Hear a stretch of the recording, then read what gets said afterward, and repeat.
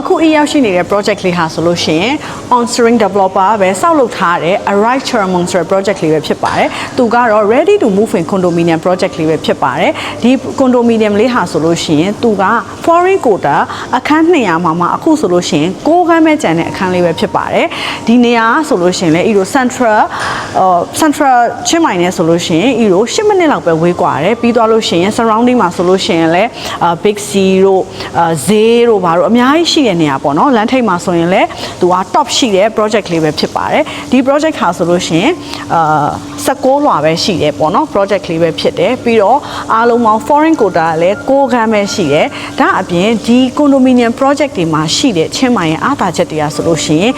investor တွေအတွက်ကို daily rental တွေလုပ်လို့ရတယ်ပြီးသွားလို့ရှိရင် Airbnb လုပ်လို့ရတယ်ပေါ့နော်အဲ့အတွက်ကြောင့် invest လုပ်မယ်ဆိုရင်လည်းအဆင်ပြေတဲ့ project လေးဖြစ်တယ်သူ့ရဲ့ဈေးနှုန်းလေးတွေကလည်းအခန်းလေးတွေအကုန်လုံးက